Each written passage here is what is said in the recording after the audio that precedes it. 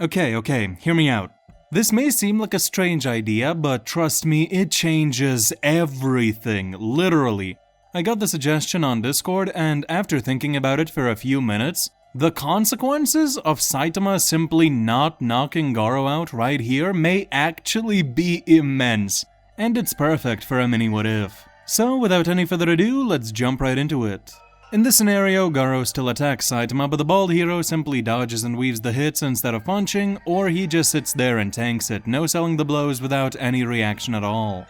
Either one of those would no doubt shock Garo, and he would probably try a few more assaults before realizing Caped Baldy is actually unfazed by anything he does. Garo may make the assumption that he's just that weak right now, that he's still exhausted from the battle with Bang & Bomb, but we all know that Saitama is just actually that guy. But this is where the major change will happen. Seeing this humiliating display, Royal Ripper and Bug God will likely come out early to confront both Garo and Saitama. They'd give the hero hunter the same speech they originally did and mock him for struggling with this nobody hero, and then proudly proclaim something along the lines of "watch and learn, this is how you kill a hero," before lunging at Saitama and... As Garo tries to process what happened, the Baldy would likely take his leave, leaving the hero hunter extremely confused. So, what becomes of this? Well, this is where we are going to get into manga spoilers, so beware. Firstly, Garo never gets his power-up from recovering from being diced up, but much more importantly, Tario is never taken to the Monster Association, and Garo has no reason to return to the underground, since the reason he went back so soon was to save Tario. You may be able to argue that Garo would want to go kick the monsters' butts, but at this point he himself says even running a marathon is hard for him since he's not recovered from the generational beatdown Bang Bomb and Genos gave him. So yeah, I do see Garo simply laying low for the time being. Even if he does at any point decide to head down to the raid, he'll be much too weak to really do anything there anymore, since he wouldn't get all of his early power-ups this time. If he arrived at, say, the same time King and Metalbat did, he would just get packed up by pretty much anybody present on the battlefield at that point, aside from a few weaker heroes, I guess, but like, most of them would just absolutely annihilate him, same with the cadres. All in all, this means Garo would not be a part of the Monster Association raid arc, and this would have huge implications. In the short term, this doesn't really change much, the only difference is he doesn't cause a ruckus in the Monster Association base. But as the actual raid goes on with the heroes attacking the monsters, Puri never stumbles upon Garo and never awakens him. Which means Darkshine never encounters him and never gets his spirit broken. And when Tatsumaki pulls the whole hideout and everyone within it to the surface, the heroes don't have to convince Darkshine to keep fighting, since he's already rearing to go. What this means is that the heroes join in on fighting Jetrochi a decent bit earlier and probably save Tatsumaki, Drive Knight, and Genos a bit of stamina, especially if they happen to join up before Genos and Drive Knight do their fusion. Puri Prisoner is also much less beat up than in the original and in much better shape to fight, since Garo never gave him that pounding. Hey yo! Although at the same time, since he does get stronger from accumulating damage, you could argue that he would actually be weaker. And of course, Garo never shows up during the surface battle with the cadres. What all of this means is that Tatsumaki, Genos, and Puri are all in slightly better shape to fight, Darkshine is fully confident and much more capable due to that, and Silverfang, the strongest hero currently present on the battlefield, is not pulled away to fight Garo. For reasons I'll mention later for dramatic effect, Bomb also likely wouldn't get fatigued healing Tanktop Master. As a result of this, the cadres would have a much harder time, with several heroes being in more healthy states and two top tiers in the form of Bang and Bomb present. For another reason I'll mention later, Bang and Genos would likely not run away from Gums and Ugly after humiliating them, and instead finish them off, preventing Vomited Fear Ugly from ever being created. This united hero front would have a much easier time against Black S than they originally did, and all of this would eventually lead to Golden S being created. And it is at this point the Darkshine spirit would likely be broken, but we would get a generational beatdown with Bang, Bomb, Atomic Samurai, and the Council of Swordsmen, and a Darkshine who's not super confident but probably still eager to fight, more so than in the original, all jumping Golden S in one of the biggest jumping sessions I have seen. Sure, the Swordsmen wouldn't be much of a threat, they'd be more so distractions while Bang and Bomb and maybe Atomic Samurai too whoop Golden S into oblivion.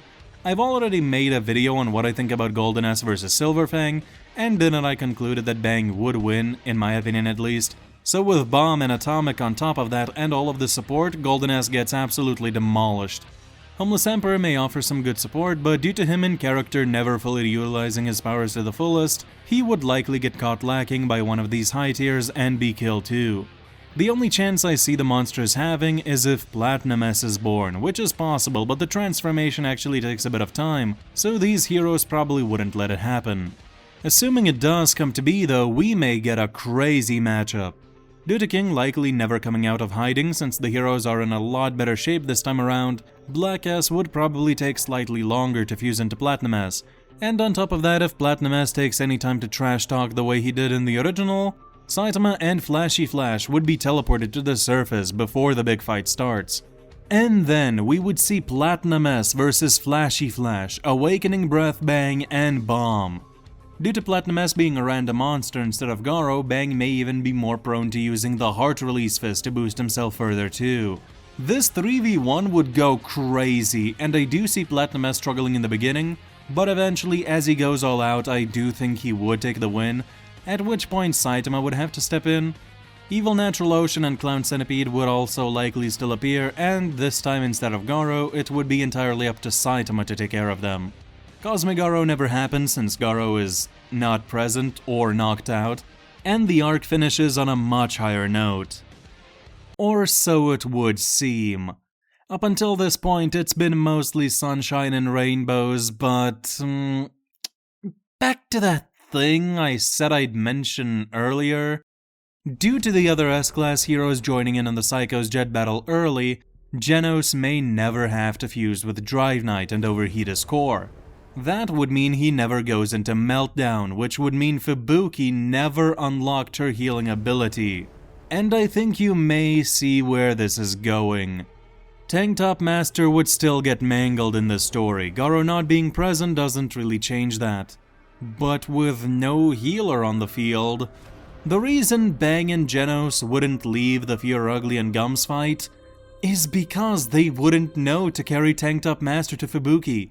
The only chance is to get Tanktop Master to the field hospital, which is a ways away, and which only Genos knows about from this duo. Since Genos can fly, I imagine if anyone tries to bring Tanktop Master there, it would be him, but with how much distance there is and with how mangled Tanktop Master is, I honestly don't know if he would make it. Maybe. It's not impossible, but in the field hospital, there's still no person who could instantly heal him like Fubuki did, or even stabilize him in time. So, with a heavy heart, I do honestly have to say that I think Tanktop Master would die in this scenario. We truly lost one of the best. So all in all, while on the surface the scenario seems all sunshine and rainbows for the heroes, is the price really worth it in the end? After the raid, Garo would still be hanging around and likely still try to hunt heroes, and depending who he runs into, he may be able to grow a decent amount, but I imagine at some point somebody like Flash or Tatsumaki would be assigned specifically to track down and eliminate the hero hunter, and unless some miracle happens, I do not see Garo in this version of events growing strong enough fast enough to survive either of those encounters if they happen. Garo benefited a ton from the rapid-paced back-to-back combat he had against the monsters and the heroes in the arc, and without that, I just really don't see him getting that far. So really, it depends on if Bang manages to track his student down first and redeem him, or if somebody like Flash gets to Garo first and kills him. Though in that scenario, I do see Tario taking a stand for Garo and maybe convincing the heroes to still let Garo live. Maybe. And that is the scenario. I'm sorry I didn't go into too much detail, but I wanted this to be a shorter video, so this is the way it turned out. Let me know what you think may happen in the scenario. And yeah, it's kind of crazy how much Saitama's punch here might have changed the story, this absent-minded punch.